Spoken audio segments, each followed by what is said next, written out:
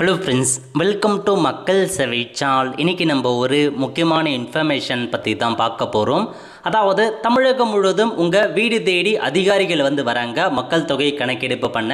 So அதிகாரிகள் என்னமான question கேட்பாங்க, நம்ம என்ன பதிலளிக்கணும், என்னமான டாக்குமெண்ட் சப்மிட் பண்ணணும், இதை பற்றின மொத்த இன்ஃபர்மேஷன் தான் இந்த வீடியோ பார்க்க போகிறோம். இந்த வீடியோ ஸ்கிப் பண்ணாமல் ஃபுல்லாக பாருங்கள். அது மட்டும் அல்ல, இந்த வீடியோ நிறைய பேருக்கு ஷேர் பண்ணுங்க. ஓகே, அதாவது தமிழகம் முழுக்க, அதாவது இந்தியா முழுக்கவே மக்கள் தொகை கணக்கெடுப்பு பண்ணுறாங்க. 2 கட்டமாக நடத்துகிறாங்க. முதல் கட்டமாக இப்போ வீட்டை கணக்கெடுப்பு பண்ணுறாங்க. ஸோ உங்கள் வீட்டில் எத்தனை பேர் இருக்காங்க, உங்கள் வீட்டோட ஃபெசிலிட்டி என்ன, அதிலையுமே கணக்கீடு பண்ணுறாங்க. 2ஆம் கட்டமாக 2027 தான் மக்கள் தொகை கணக்கெடுப்பு பண்ண போகிறாங்க. முதல் கட்டமாக வீடு கணக்கெடுப்பு பண்ணுறாங்க. அதை பற்றி உங்களுக்கு பத்திரிகை செய்தியில் வெளியிட்டிருக்காங்க பாருங்கள். வீட்டு பட்டியல் அண்டு வீட்டு வசதி கணக்கெடுப்பு ஆகஸ்ட் 1 முதல் 30ஆம் தேதி வரை நடைபெறுதுங்க. இந்த 1 மந்த் ஃபுல்லாகவே நடைபெற போது. உங்கள் வீட்டுக்கு எப்போ வேணாலும் உங்கள் ஊருக்கு உங்கள் வீடு தேடி அதிகாரிகள் வருவாங்க. அப்போ உங்கள் வீட்டை பார்த்தா முழுமையாக கணக்கெடுப்பு பண்ணுவாங்க. ஸோ கேட்கப்படும் கேள்விகள், என்னமான கேள்விகள் கேட்பாங்க அப்படின்னா, வீட்டு குறித்த தகவல்கள். ஸோ முதல்ல வீட்டோட இன்ஃபர்மேஷன்ஸ் பற்றி கேட்பாங்க.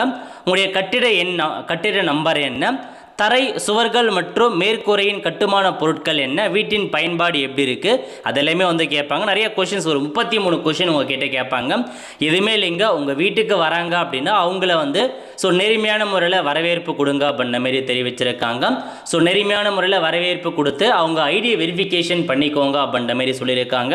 ஏன்னா வேறு யாருனா கூட வரலாம், அதனால் அவங்க ஐடியை வெரிஃபிகேஷன் பண்ணிடுங்க. வெரிஃபிகேஷன் பண்ணதுக்கப்புறம் அவங்க சென்செக்ஸ் தான் எடுக்கிறாங்களா அப்படின்ற மாதிரி அந்த ஐடியை வெரிஃபிகேஷன் பண்ணதுக்கப்புறம் ஸோ அவங்க வீட்டுக்குள்ளே அலோவ் பண்ணலாம். ஏன்னா வீட்டையே உள்ள வெரிஃபிகேஷன்ஸ் பண்ணுவாங்க, எத்தனை சோறு இருக்குது, எத்தனை ரூம் இருக்குது அப்படின்ற மாதிரிலாம். ஸோ அதனால் மேபி வராங்க, ஒரு சில பேர் வரமாட்டாங்க, உங்ககிட்ட டீல்ஸ் மட்டும் கேட்டுப்பாங்க. ஸோ வராங்க அப்படின்னா உள்ளே அலோவ் பண்ணி ஸோ கூடவே இருந்து செக் பண்ணிக்கோங்க. ஸோ இப்போ எந்தமான கொஷின்ஸ் உங்கள் கிட்டே கேட்குறாங்க அப்படின்றத பற்றி பார்க்கலாங்க. கட்டிட எண், ஒரு சில இடங்களில் நம்பர் கேட்பாங்க, நகராட்சி அல்லது உள்ளாட்சி அல்லது அந்த நம்பரை கேட்பாங்க, கட்டிட எண் பில்டிங் நம்பர். அதுக்கப்புறம் வீட்டு எண் கேட்பாங்க. ஒரு சில நேரத்தில் வீட்டு எண் கேட்பதற்கான வாய்ப்புகள் இருக்குது. அதுக்கப்புறம் வீட்டு தரையின் பிரதான கட்டுமான பொருள், உங்களுடைய தரை இருக்குது பாருங்கள், வீட்டோட தரை, அது எந்த பொருளால் நீங்கள் கட்டியிருக்கீங்க அப்படின்ற மாரி கொஷின்ஸ் கேட்பாங்க. எந்த பொருளால் கட்டியிருக்கீங்க அப்படின்றத நீங்கள் சொல்லிடணும். அதுக்கப்புறம் வீட்டின் சுவரின் பிரதான கட்டுமான பொருள் எது அப்படின்னு கேட்பாங்க. சுவர் எந்த பொருளால் கட்டியிருக்கீங்க. நெக்ஸ்ட்டு வீட்டுக்குறையின் பிரதான கட்டுமான பொருள், வீட்டுக்குறை எந்த பொருளால் கட்டியிருக்கீங்க. அதுக்கப்புறம் உங்கள் வீடு எந்த வீட்டின் பயன்பாடு நிலைமை நல்லா இருக்குதா, வீடு பயன்பாட்டுக்கு நல்லா இருக்குதா, அந்த மாதிரி கேட்பாங்க. குடும்ப நம்பர் என்ன, மொத்தமாக எத்தனை பேர் வசிக்கிறாங்க, குடும்பத் தலைவர் பெயர் என்ன, குடும்பத் தலைவர் ஆனா பெண்ணா அப்படின்னு கேட்பாங்க. நெக்ஸ்ட் என்ன கம்யூனிட்டி, எஸ்சியா எஸ்டியா இல்லை அதர் கேட்டகிரியா அப்படின்னு கொடுத்துக்கோங்க.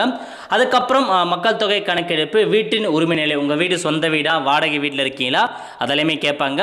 உங்கள் வீட்டில் மொத்தமாக எத்தனை ரூம் இருக்குது, எத்தனை திருமணமான தம்பதிகள் இருக்காங்க, குடிநீருக்கான ஆதாரம் எங்கேருந்து கிடைக்குது, அது அமைந்துள்ள இடம் என்ன, ஸோ விளக்கு ஒளிக்கும் பிரதான ஆதாரம், நீங்கள் லைட்லாம் யூஸ் பண்ணுவீங்க, அது மின்சாரம் மூலமாக அந்த மாதிரி கேட்பாங்க. கழிப்பட வசதி இருக்கா, அதோட வகை என்ன, கழிவுநீர் வெளியேற்றும் இணைப்பு எங்கே இருக்குது, குளிக்கும் வசதி இருக்கா இல்லையா, சமையலறையை பயன்படுத்துகிறீங்களா, சமையலறையை எந்த எரிவாயு வச்சு பயன்படுத்துகிறீங்க, ஸோ தொலைக்காட்சி இருக்கா, வைஃபை இருக்குதா, இந்த மாதிரி லேப்டாப் கம்ப்யூட்டர் இருக்குதா, தொலைபேசி இருக்கா, ஸ்மார்ட் ஃபோன், மிதிவண்டி, சைக்கிள், கார், ஜீப் எல்லாம் இருக்கான்னு கேட்பாங்க. அதேமாரி உங்கள் குடும்ப உறுப்பினர்கள் எந்தமான ஃபுட்டை எடுத்துக்கிறீங்க, அதுக்கப்புறம் மொபைல் நம்பர், இந்த 33 கொஷின் தாங்க கேட்பாங்க. அதுக்கு மட்டும் சரியாக நீங்கள் ஆன்சர் பண்ணவே போதுமானது, முடிஞ்சது. அவங்க ஆன்லைனில் அப்டேட் பண்ணிப்பாங்க. ஓகே, இப்போ என்ன முக்கியமான இன்ஃபர்மேஷன் என்ன அப்படின்னா, ஒரு சில பேர் நீங்களே ஆன்லைன் மூலமாக அப்ளை பண்ணிட்டு இருப்பீங்க. அதாவது செல்ஃப் எனுமரேஷன் அப்படின்ற ஆப்ஷன்ஸ் கொடுத்துருந்தாங்க ஒரு 15 நாட்கள்.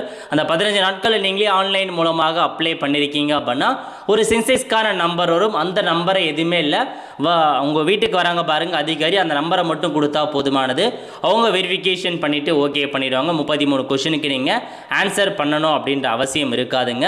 அதனால் நோட் பண்ணிக்கோங்க. உங்கள் வீட்டுக்கு வரும்போது நீங்கள் ஆன்லைனில் ஆல்ரெடி மக்கள் தொகை கணக்கெடுப்பு பண்ணிட்டீங்க அப்படின்னா அந்த சென்சஸ்க்கான நம்பரை மட்டும் அவங்ககிட்ட கொடுத்தா போதுமானது.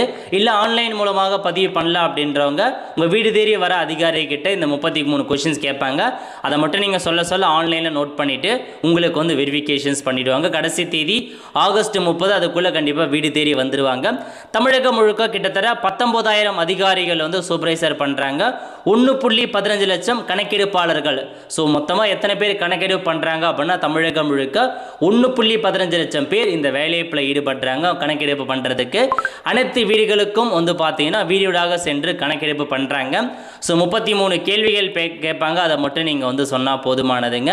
ஸோ கணக்கெடுப்பும் போது கணக்கெடுப்பாளர்கள் தரவுகளை டிஜிட்டல் முறையில் பதிவு செய்ய அவங்களுக்கும் ஒரு ஆப் கொடுத்துருக்காங்க. அதை வச்சு நீங்கள் சொல்ல உங்களுக்கு கணக்கெடுப்பு வந்து பண்ணிடுறாங்க. ஸோ 1948ஆம் ஆண்டின் மக்கள் தொகை கணக்கெடுப்பு சட்டத்தின்படி ஸோ எல்லா இன்ஃபர்மேஷனுமே பாதுகாப்பட்டு ரகசியமாக வைக்கப்பட்டிருக்கு. அதேமாரி தான் இப்போவும் இருக்கும் அப்படின்ற மாரி உங்களுக்கு மென்ஷன் பண்ணியிருக்காங்க. ஸோ டீட்டெயில்ஸ் நோட் பண்ணிக்கோங்க. ஆன்லைன் மூலமாகவும் நிறைய பேர் வந்து சப்மிட் பண்ணியிருக்காங்க. 10 லட்சத்துக்கு மேலே ஆன்லைன் மூலமாகவும் சப்மிட் பண்ணியிருக்காங்க அப்படின்ற மாரி தகவல் கொடுத்துருக்காங்க. அதனால் நோட் பண்ணிக்கோங்க. இப்போ கணக்கெடுப்பு பண்ண வராங்க அப்படின்னா உங்களுக்கு இந்த மாதிரி ஐடி வந்து கொடுத்துருப்பாங்க. உங்களுக்கு வந்திருக்கும் ஆன்லைன் மூலமாக பண்ணியிருக்கீங்க அப்படின்னா இந்த மாதிரி சுய கணக்கெடுப்பு ஐடி எஸ்சிக்கான ஐடி நம்பர் வந்திருக்கும். உங்களுக்கு எஸ்எம்எஸ் மூலமாக நீங்கள் கொடுத்த மெயிலுக்கும் வந்திருக்கும். இல்லை அப்படின்னா ஆன்லைன் மூலமாகவும் நீங்கள் லாகின் பண்ணி எடுத்துக்கலாங்க. வரவங்கிட்ட அதை காமிச்சாவே வந்து போதுமானது. ஸோ இதுதான் உங்களுக்கான இன்ஃபர்மேஷன். தயாராக இருந்துக்கோங்க. ஸோ 33 கொஷனுக்கும் சரியாக எப்படி விடையளிப்பது அதை பற்றி உங்களுக்கு வீடியோ வேணும் அப்படின்னா மறக்காமல் கமெண்ட் பண்ணுங்கள். ஸோ கண்டிப்பாக அதுக்கான வீடியோ வந்து நான் மேக் பண்ணுறேங்க. ஸோ இதுதான் இன்ஃபர்மேஷன். நிறைய பேருக்கு தெரியப்படுத்துங்க. அடுத்த ஒரு நிலைவில் சந்திப்போம். நன்றி, வணக்கம்.